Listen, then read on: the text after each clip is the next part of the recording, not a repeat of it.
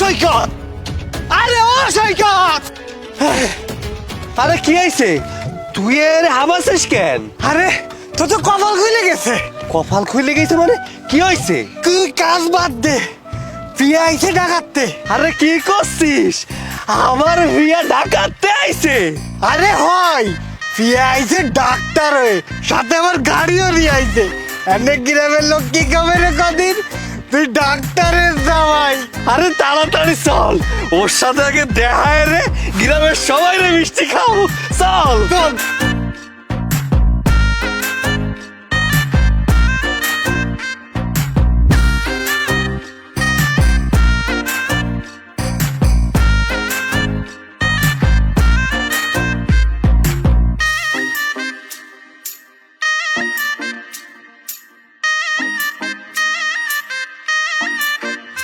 I ছোট লোকের বাচ্চা, বুদ্ধি কি হাঁটুর নিচে নেমে গেছে নাকি? রাস্তার মাঝখানে এসে দাঁড়িয়েছিস কেন?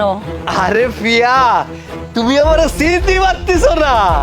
আমি সৈকত, তোমার সৈকত। প্রিয়া, এই খ্যাত মার্কা ছেলেটাকে, আর ও তোমার নাম ধরে ডাকছে, ওকে কি তুমি চিনো? আরে চিনবো না কেন, গ্রামেরই ছেলে। ওই তো মাঠে ঘাটে চাষের কাজ করে বেড়ায়। এই চাষা, এই চোখের মাথা খেয়েছিস? রাস্তার মাঝখানে এসে আমাদের গাড়ির সামনে এসে দাঁড়ালি কেন? আরে ভাইজান, আমি সোহের মতো তো খাইনি, আমার চোখটা সহি আছে। দেখছিস আমার সাথে মজা করতেছে। ছোটকালে সেই মজা করার স্বভাবটা এখনো যায়নি, তাই না? এই তোকে চেনার কি আছে? আর তোর মতো ছোট লোকের সাথে আমি কিসের মজা করব? বুঝতে পারছি, ধারে না আসলে তোমার ভালো লাগতেছে না। কাও কতদিন পরে আমার দেখছো, কি সুন্দর হয়ে গেছে আমার বিয়া। তোর সাহস দেখে আমি অবাক হচ্ছি। তোর এই নোংরা হাত দিয়ে তুই আমার গালে টাচ করেছিস। তোর এই নোংরা হাতের টাচ লেগে যদি আমার মেকআপটা নষ্ট হয়ে যেত, সারা বছর ইনকাম করলেও না আমার একদিনের মেকআপের খরচ কখনো উঠাতে পারবি না। এ আকাশ, ও কি আমার সত্যি চিনতে পারতেছে না, নাকি আমার সাথে মজা করতেছে? আমার গালে থাপ্পড় দিল কেন? সৈকত, তুই পাগল হয়ে গেছিস। কেউ গায়ে হাত দিয়ে মজা করে না। ও তোর আগের প্রিয়া নেই। ও শহরে গিয়ে টাকার মুখ দেখছে, ডাক্তার হয়েছে, এখন আর তোরে চেনে না। তুই আবেগ থেকে একটু বের হয়ে আয়, এখনো বোঝার চেষ্টা কর। প্রিয়া,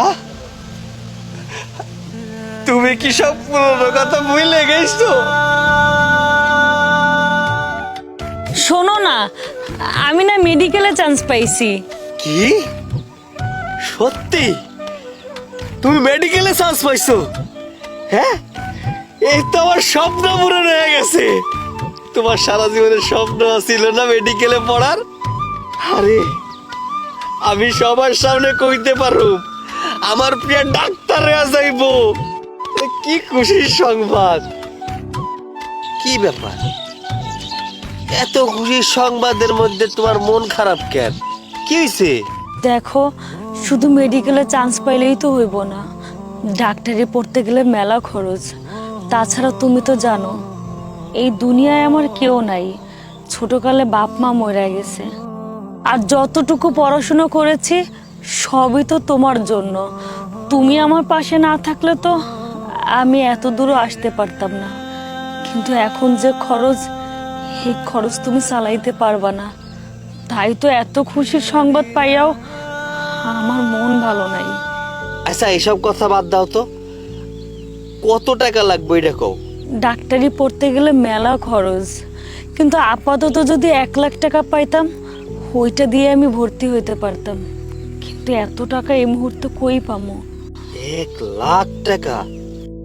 আরে বাবারে, তুমি কোনো চিন্তা করো না তো, টাকার ব্যবস্থা আমি করুম। বিকালের মধ্যে টাকার ব্যবস্থা হয়ে যাইবো। চলো তোমার বাড়ি পৌঁছে দিয়ে আসি।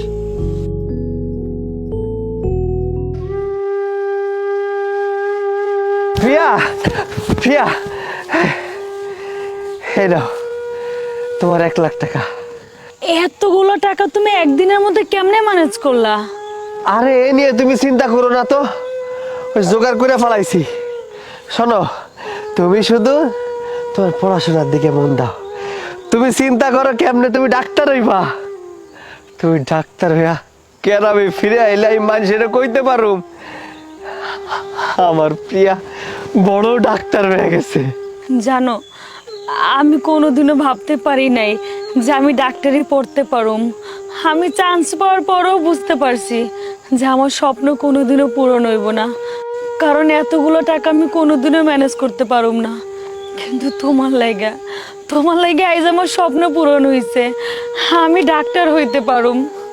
তুমি আমার জন্য যেটা করছো, আমার আপনজন থাকলেও আমার জন্য এতটুকু করতো না। তোমার ঋণ আমি কোনোদিনও শোধ করতে পারুম না, কোনোদিনও না। আমি অতীতের কথা মনে রাখতে চাই না, আর তাছাড়া তুই ছিলে আমার অতীত, আর ও আমার বর্তমান, আমার হবু হাজবেন্ড। ও এসেছে আমাদের গ্রামটা ঘুরে দেখতে। আর তুই কি বললি? অতীতের কথা, তাই না? তুই অতীতে আমার পিছনে কত টাকা খরচ করেছিস? 1 লাখ, 1.5 লাখ, 2 লাখ? শুভ, 5 লাখ টাকা দাও।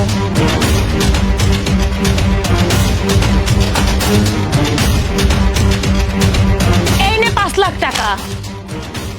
তুই অতীতে আমার পিছনে যত টাকা খরচ করেছিস তার চেয়ে ডাবল দিয়ে দিয়েছি। এই টাকা দিয়ে তুই সারা জীবন বসে খেতে পারবি। আশা করি তোর ঋণ শোধ হয়ে গেছে। শুভ, চলো। ম্যাডাম দাঁড়ান, অনেক টাকার গরম হয়ে গেছে, তাই না? কই ছিল সেদিন টাকার গরম? সেদিন টাকার জন্য 2 বেলা খাইতে পারতেন না। কই ছিল সেদিন টাকার গরম? যেদিন টাকার জন্য পরীক্ষার ফি দিতে পারতেন না। কই ছিল সেদিন টাকার গরম? যেদিন টাকার জন্য মেডিকেলে ভর্তি হইতে পারতেন না। আজকে আমি সৈকত অনেক খারাপ হয়ে গেছি, কিন্তু সেই সময় আমি অনেক ভালো আছিলাম। আপনার সাথে হবু হাজবেন্ড আছে, অনেক টাকার মালিক। আমার তো আপনার কোনো প্রয়োজন নাই। আমার ভালোবাসার কোনো দামই নাই, কিন্তু দিনের পর দিন খাইয়া না খাইয়া আপনার জন্য আমি টাকা জমাইছি। আপনার মেডিকেলের পরীক্ষার জন্য আমি মানুষের কাছ থেকে আমার বাড়ি বন্ধক রেখে টাকাই না আপনারা দিছি। আর আপনি আমার চিনতে পারতেছেন না। আজকে অনেক টাকার গরম হইছে। আরে তুই কাকে কি বোঝাচ্ছিস? ওরা অমানুষরা কোনোদিন তোর চোখের পানির মূল্য দিতে পারবে না। তুই এখনো দাঁড়িয়ে থাকবি? প্রতিশোধ দিবি না? তুই একবার বল। থাক, প্রতিশোধ নিতে হইব না। কুকুর মানুষকে কামড়ায়, মানুষ কুকুরে কামড়ায় না।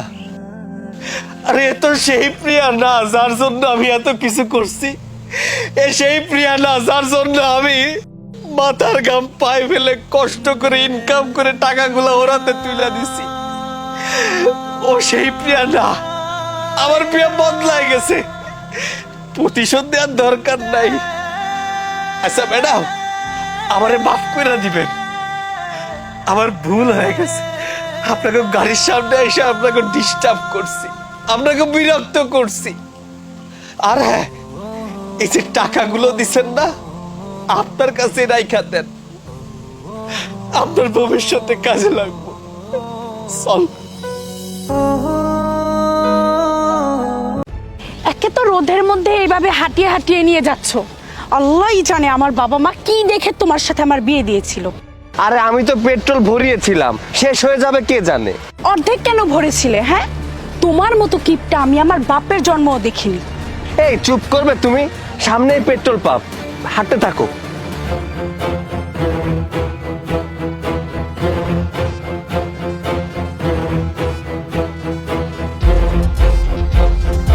আরে কি ব্যাপার সৈকত, যে তোমার কি বাইক নষ্ট হয়ে গেছে? আমি কি তোমাকে হেল্প করব? না স্যার, নষ্ট হয়নি, পেট্রোল শেষ হয়ে গেছে। সামনের পেট্রোল পাম্প থেকে ভরিয়ে নেব। তো ভাবিকে কেন কষ্ট দিচ্ছ? ভাবি আমার সাথে গাড়িতে করে আসুক, তুমি না হয় বাইকে পেট্রোল ভরে তারপর চলে যাও। না না স্যার, লাগবে না, আমরা চলে যেতে পারবো। আরে তুমি স্যারকে মানা কেন করছো? স্যার তো ঠিকই বলছে, আমি ওনার গাড়িতে ওনার সাথে চলে যাই, তুমি বাইকে পেট্রোল ভরে চলে এসো। এই চুপ থাকো, যেটা জানো না সেটা নিয়ে কথা বলবে না। স্যার আপনি চলে যান, আমরা ম্যানেজ করে নিব। আহা, মানা করছো কেন? আসুক না। আর বাইরে এমনিতে অনেক রোদ, আর গাড়ির ভিতরে এসির মৃদু বাতাস খেলে ভাবির অনেক ভালো লাগবে। দেখুন স্যার, আমি চাচ্ছি না আমার স্ত্রীকে একটা পরপুরুষের সাথে পাঠাতে। আপনি যান, এই চলো।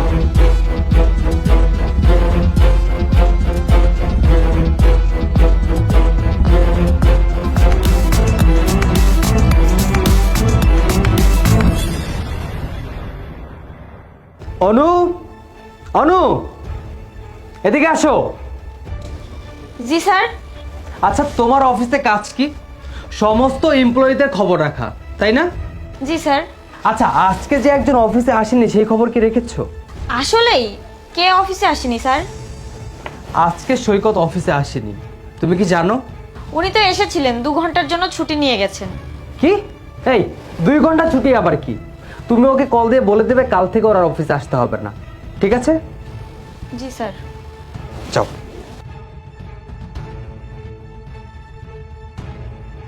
হ্যালো। সৈকত, কাল থেকে তোর আর অফিসে আসতে হবে না। কিন্তু কেন? আমি জানি না, তবে স্যার এমনটা বলল। কি হয়েছে? তোমারে বলছিলাম না আমার স্যার একটা ফালতু চরিত্রের লোক। তোমাকে গাড়িতে যেতে দেয়নি, তাই আমাকে চাকরি থেকে বের করে দিয়েছে। দাঁড়াও, স্যারকে আমি একটা মজা দেখায় আসি। আরে শোনো তো, আরে তোমার মোবাইল মোবাইল রেখে যাচ্ছো। আপনি একটা ফালতু চরিত্রের লোক। আপনার মতো এত নোংরা মনের মানসিকতার মানুষ আমি কোনোদিন দেখিনি। আপনি ওই ব্যাপারের প্রতিশোধ নিলেন। খবরদার সৈকত, আর একটাও কথা বলবে না। তোমার কি আইডিয়া আছে তুমি কোথায় দাঁড়িয়ে কার সাথে কথা বলছো? তোমার এত সাহস আসে কোথা থেকে? আজকের পর তোমাকে আমি আর আমার অফিসে দেখতে চাই না। Get out. আপনার মতো নোংরা লোকের মানুষের অফিসে চাকরি করার কোনো ইচ্ছা আমার নেই। আমি নিজে থেকেই চলে যাচ্ছি। চুপ বেয়াদব, যা এখান থেকে। এক কাজ করি, স্যারকে একটা ফোন দিয়ে বলে দেই।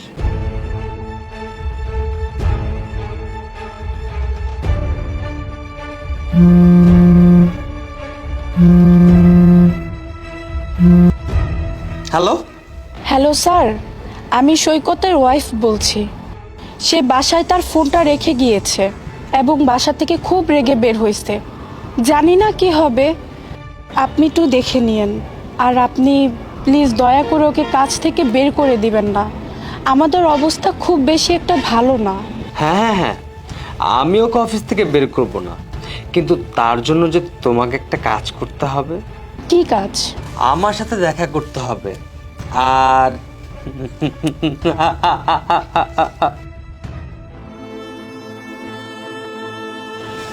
তুমি চলে আসছো? আসো আসো, ভিতরে আসো।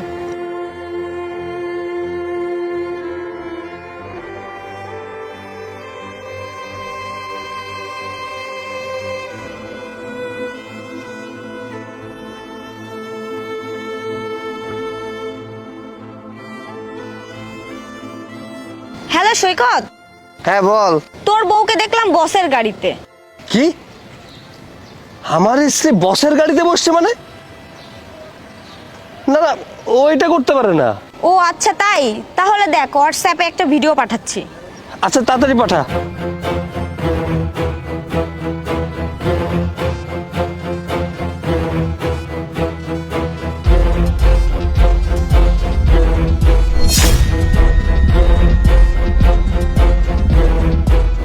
ইভা এত নিচে নেমে গেছে আমার বসের সাথে গাড়িতে।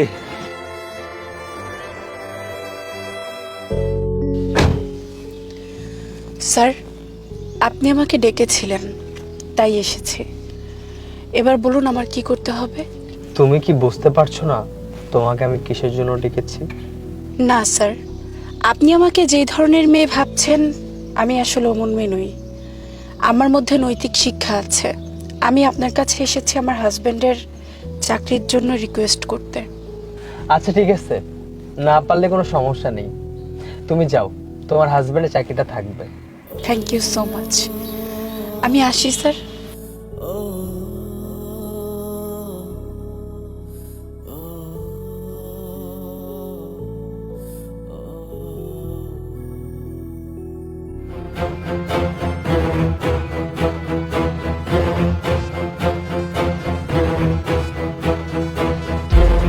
তুমি এইখানে?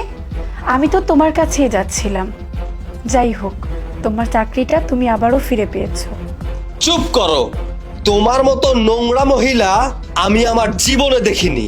টাকার জন্য তুমি এতটা নিচে নেমে গেছো? মানে কি? তুমি এসব কি বলছো? আজকের পর থেকে তোমার এই চেহারা আমাকে আর কখনো দেখাবে না। সৈকত, এবার বার্থডেতে তোমাকে আমি একটা আইফোন গিফট করব। আরে বৌমা, তুমি এখানে? চলো বাসায় চলো। কে বৌমা? কার বউ? আরে কিসের বাসা? পাগল হয়ে যাচ্ছ নাকি? আমি তোমার শ্বশুর। গত 6 মাস ধরে তোমাকে আমি খুঁজে বেড়াচ্ছি। কোথাকার শ্বশুর? আপনি পাগল টাগল হয়ে গেছেন নাকি? দেখে আপনার মাথার মেমোরি কোথাও খুলে রেখে এসেছেন। ওই ছেলেটা কে? ও আমার হবু স্বামী, আমাদের এঙ্গেজমেন্ট হয়ে গেছে। ও হবু স্বামী মানে? তোমার তো বিয়ে হয়েই আছে, 2 বছরের একটা বাচ্চাও আছে। এসব কি বলছো তুমি? আরে চাচা, আপনি সব কি বলছেন? একবার বলছেন বিয়ে, একবার বলছেন বৌমা, একবার বলছেন বাচ্চা। আসলে এসব কি কাহিনী বানাচ্ছেন? কাহিনী হচ্ছে, আমার একটা ছেলে ছিল আর্মিতে। গত 6 মাস আগে সে শহীদ হয়েছে। সেই থেকে আমার বৌমা ঘর বাড়ি ছাড়া। আমাদের জন্য না হোক, অন্তত বাচ্চার জন্য ওর বাড়ি যাওয়া উচিত। ওয়েট ওয়েট, আসল কাহিনী আমি বলছি। মনে হচ্ছে এই লোকটা পাগল, কোনোভাবে পাগলা ঘর থেকে পালিয়ে এসেছে, আর রাস্তাঘাটে কোনো মেয়েকে দেখলেই তার বৌমা বানিয়ে নিচ্ছে, আর আজগবি গল্প বানাচ্ছে। আমার জন্য কিছু করতে হবে না, অন্তত বাচ্চাটার কথা একটু চিন্তা করো। দিন রাত কান্নাকাটি করছে। বৌমা, আমি তোমার কাছে হাত জোর করছি, বাচ্চাটার জন্য হলো বাড়িতে চলো মা। কোথাকার বাচ্চা? কার বাচ্চা? ওই বুড়োর বাচ্চা। একবার কথা বলো তো কানের ভিতরে যায় না? আহা চাচা, কেন পেছনে পড়ে আছেন? ও তো একবার বলেই দিল আপনাকে চিনে না। ও যদি চিনতো তাহলে তো আপনাকে বলতো, তাই না? চাচা, শুধু শুধু আমাদের ডিস্টার্ব না করে আপনি আপনার কাজে যান। সৈকত, তুমি আমার কথা শোনো। আমি বুঝতে পেরেছি ও একটা ধান্দাবাজ। রাস্তাঘাটে বড়লোক ছেলে মেয়েদেরকে দেখলেও উল্টাপাল্টা এসে কথা বলে, যাতে ওদেরকে টাকা দেই আমরা। এই চাচা, যান তো, যান। শুনেন, ও আমার হবু স্ত্রী, ওর সাথে আমার কিছুদিন পরে বিয়ে। হ্যাঁ, সো ও আপনার ছেলের বউটোর না। প্লিজ দয়া করে আপনি যান। দেখো বাবা, আমি সত্যি কথাই বলছি। আরে চাচা, যান তো, যান। এ আজব ব্যাপার, কোত্থেকে এইসব লোক চলে আসে, পাগল ছাগল। আরে চলো তো এখান থেকে, চলো। আমি আইসক্রিম খাবো। ওই বুড়োর কথা শুনে আমার মাথা গরম হয়ে গেছে। চলো। চলো।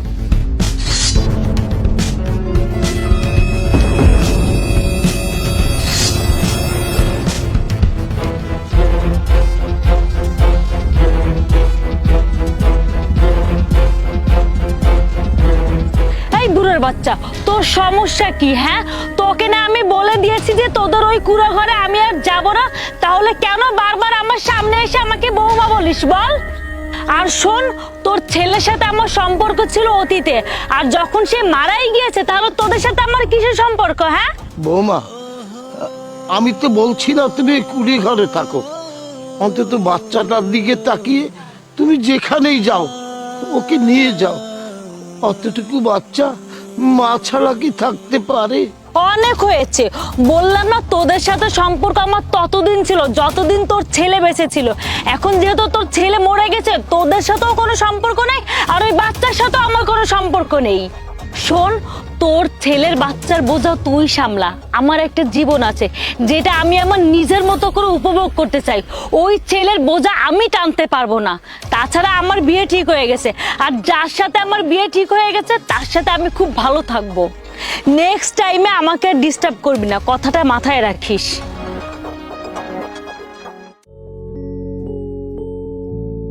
বাবা, চাচা, আপনি আবার এসেছেন?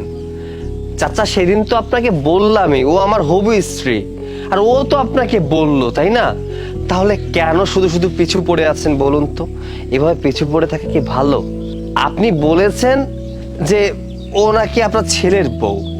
আচ্ছা, আপনার কাছে কি কোনো প্রমাণ আছে? মানে ওদের কোনো বিয়ের ছবি টবি আছে? বাবা, তোমার কি মনে হচ্ছে যে এই ব্যাপারে আমি মিথ্যা কথা বলবো? এই দেখো, এই দেখো আমার ছেলের ছবি। চাচা, এটা তো আপনার ছেলের ছবি, কিন্তু ওদের দুজনের বৈবাহিক কোনো ছবি আছে? ছিল বাবা, আমার ছেলে মারা যাওয়ার পর সব ছবি পুড়িয়ে সব প্রমাণ নষ্ট করে ফেলেছে। আমি এখন কিভাবে প্রমাণ করব? আর যে বাচ্চার কথা বলেছেন, সেই বাচ্চার কাহিনী কি? আমার ছেলে যখন শেষবার বাড়িতে আসে তখন বৌমা প্রেগনেন্ট হয়, একটা বাচ্চাও হয়।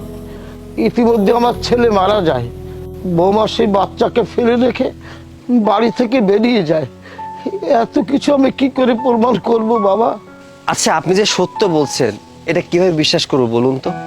আপনার কাহিনী আমার কাছে সত্য লাগছে, কিন্তু কিভাবে বের করা যায়? আচ্ছা চাচা, চলুন একটা কাজ করি, ঠিক আছে? আচ্ছা ঠিক আছে বাবা। চাচা, যতটুকু করার সম্ভব আমি এটা করব। যদি ঘটনা সত্য হয় তাহলে সত্যতা তো বেরিয়ে আসবে, আর যদি মিথ্যা হয় তাহলে আপনি বিশ্বাসযোগ্য কোনো মানুষই থাকবেন না। আচ্ছা আমি তাহলে আসি বাবা। ঠিক আছে, যান।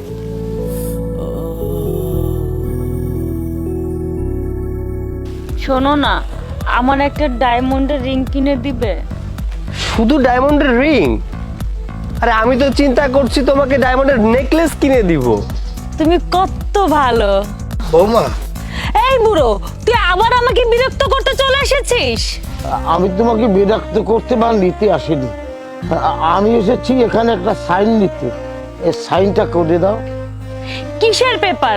আমি কোনো পেপারে সাইন টাইন করতে পারবো না। এইটা হচ্ছে সেই কাগজ, যে কাগজে টাকার কথা লেখা আছে।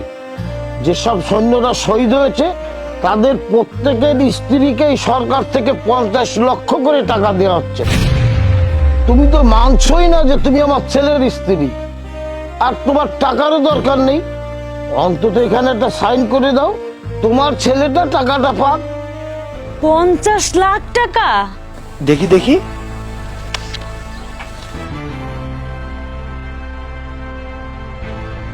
আরে হ্যাঁ, আসলেই তো।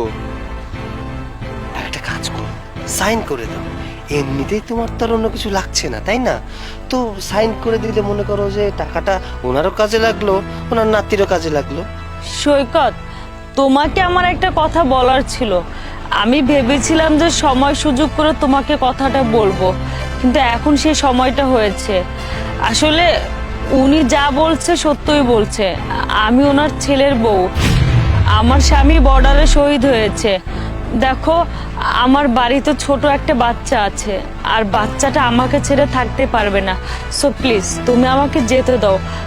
আমি আর তোমার সাথে থাকতে চাচ্ছি না। আমার না ঠিক এমনই মনে হচ্ছিল।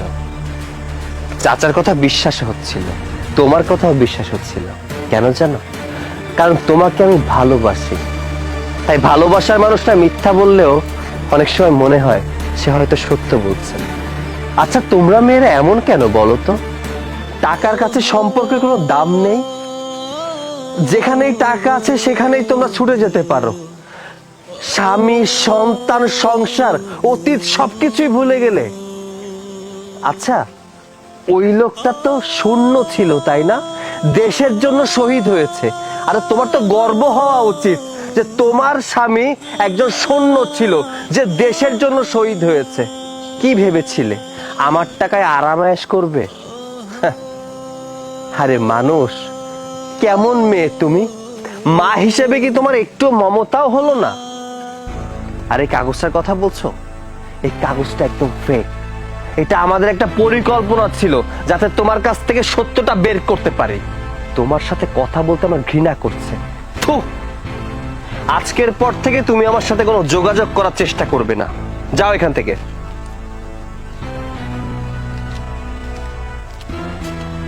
চাচা, আপনি কোনো চিন্তা করবেন না, ওই বাচ্চার দায়িত্ব আমি নিব। স্যার, শুনলাম আপনার নাকি এঙ্গেজমেন্ট হয়েছে? তা তো আমাদেরকে মিষ্টি খাওয়ালেন না। ও, তোমরা মিষ্টি খাবে? জি স্যার। আচ্ছা ঠিক আছে, ওয়েট করো।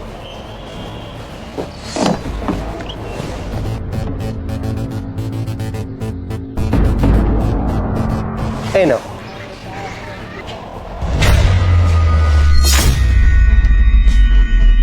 এটা কেমন আচরণ? নিচ থেকে তুলে খাও। নিচ থেকে মানে? স্যার, এইভাবে দিলেন কেন? আসলে তো আমি তোমাদের জাত সম্পর্কে জানি না, যদি তোমাদের হাতে হাত লেগে আমার হাতটা নোংরা হয়ে যায় তাই আর কি। এটা কি বলছেন স্যার? আপনি জাত ভাগ করলেন? এটা তো অন্যায় স্যার। আপনি এমনটা কেন করলেন? কেন কেন করতে পারি না? করলে কি বা হবে? আপনারা করেননি? আপনারা গার্ডের সাথে কি ব্যবহার করেছেন? আসসালামু আলাইকুম। ওয়ালাইকুম সালাম চাচা।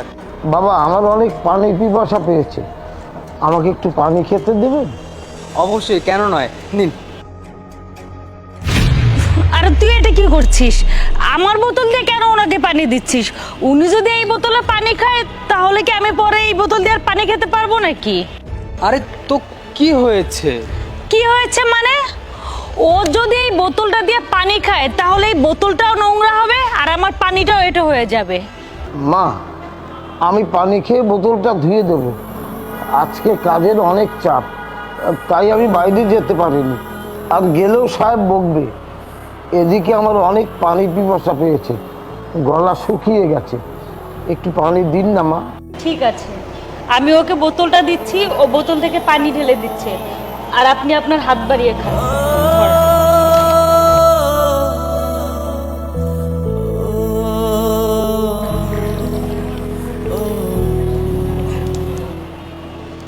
ধন্যবাদ মা, মনটা ভরে গেল। আচ্ছা ঠিক আছে, চল। আচ্ছা, তুই এটা কি করলি?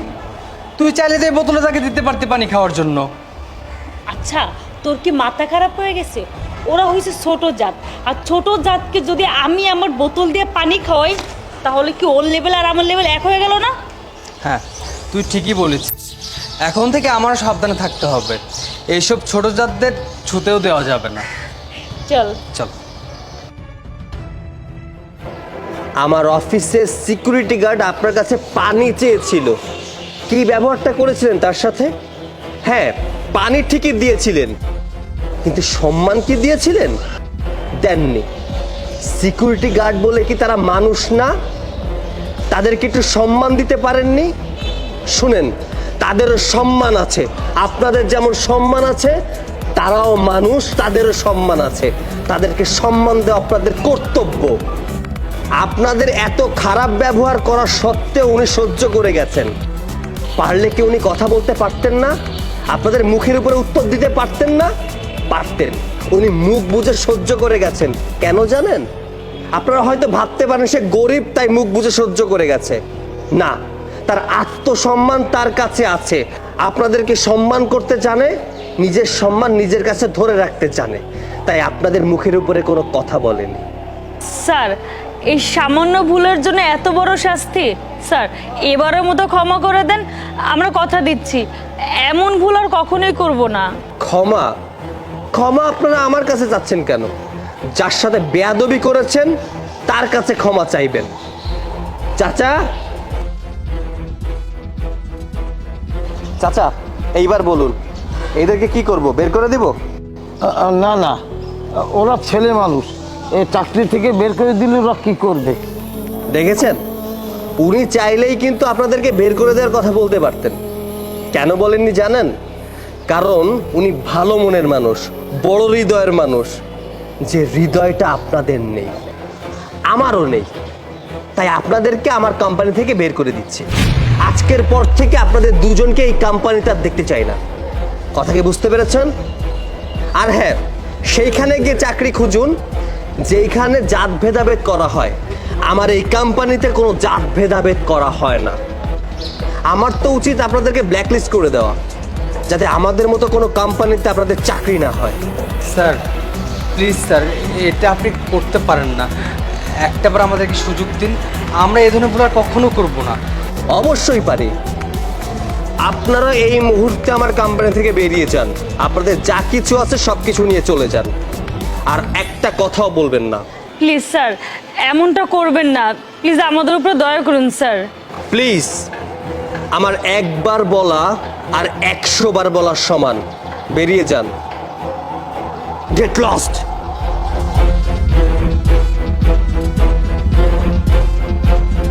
চাচা, অফিসে আপনার সাথে যদি কেউ খারাপ ব্যবহার করে আমাকে বলবেন। জি স্যার। আপনাকে অনেক ধন্যবাদ স্যার। টাকার ধন্যবাদ দিতে হবে না, যান নিজের কাজ করুন।